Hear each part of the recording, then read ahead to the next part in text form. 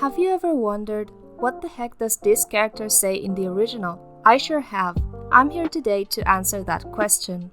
Hello everyone and welcome. This is Localization Addict. I'm Hagane and today we're going to take a look at dialects in video games and how they change from the original Japanese into the English localization, taking 3 characters from 3 different games as our examination samples. So without further ado, let's get started.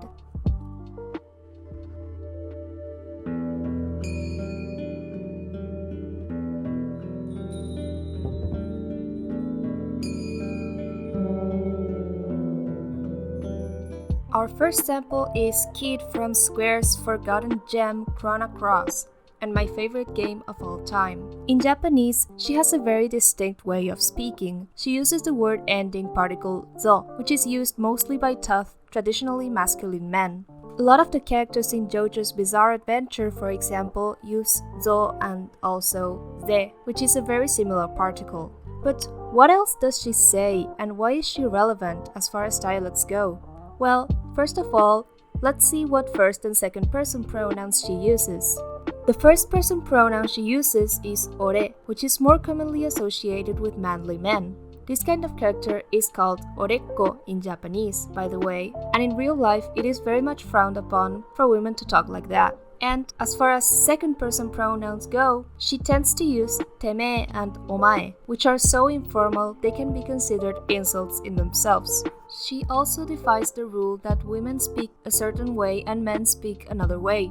You could say she's more manly than most. She's also very crass in her word choices, often using verb plus yagaru and verb plus yaru forms, which are considered vulgar.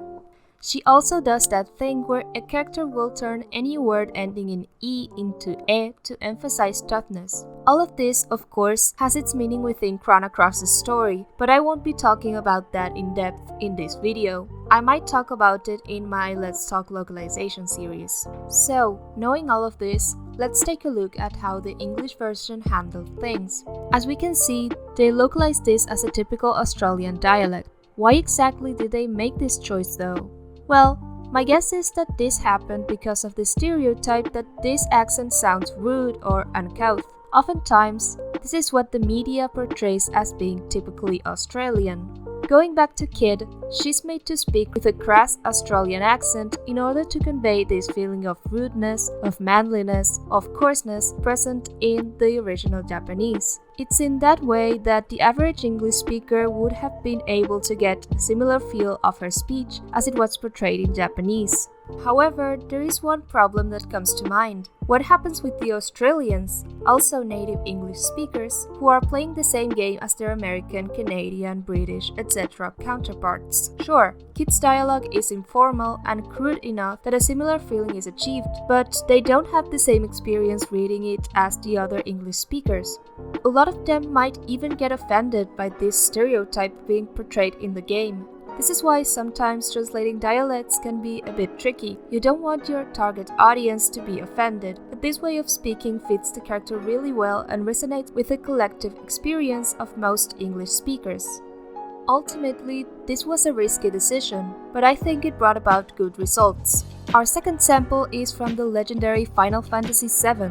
Today, our focus won't be on the protagonists, whom I will be making a video on shortly, but on a rather secondary character, Cait Sith. In Japanese, they speak in a Kansai accent rather than standard Japanese, as evidenced by them ending their sentences in ya and de, and their usage of certain words such as akan instead of dame.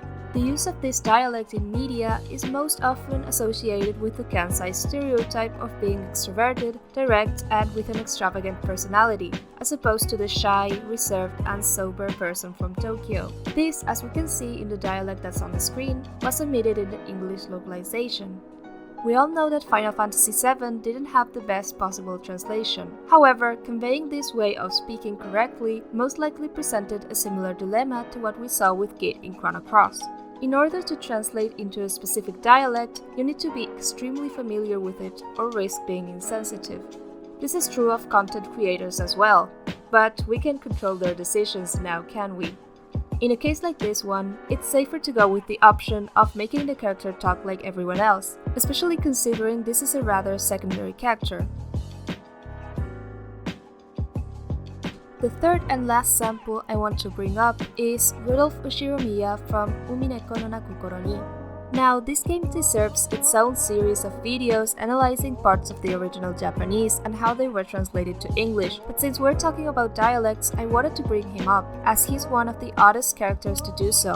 Rudolph doesn't speak in a Kansai dialect because he is from Kansai, but because he just likes to do so. In this way, he represents a certain percentage of the Kanto population who use dialects that aren't their own as a way to sound interesting to others. This phenomenon is called Hogen cosplay or dialect cosplay, and it irritates people outside of Kanto to no end. Some people even argue that this is a type of cultural appropriation from the culturally dominant majority in Kanto of the relative minority in other parts of Japan, since the standard dialect is based off the Kanto dialect. In the English localization, they once again chose to leave the character as is, a wise decision in order to avoid controversy. But the parts where it is explained that he speaks in a Kansai accent were kept as well. This poses an interesting question. Does the audience have any idea what that even means? Does the average visual novel fan know the difference between standard Japanese and the Kansai dialect?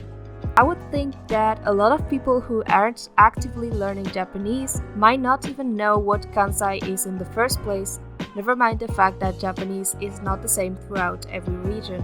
What is the right thing to do then? Well, there is really no right or wrong here, since, as I've stated in the past and as I'll keep saying in the future, translation is a very subjective process. However, maybe I would have thought of an alternative way to hint towards the fact that he speaks in a flamboyant way, a way that could be understood by more people in the audience. Maybe, instead of saying that he speaks in a Kansai dialect, I would have written, he speaks in a fake British accent, or something along those lines.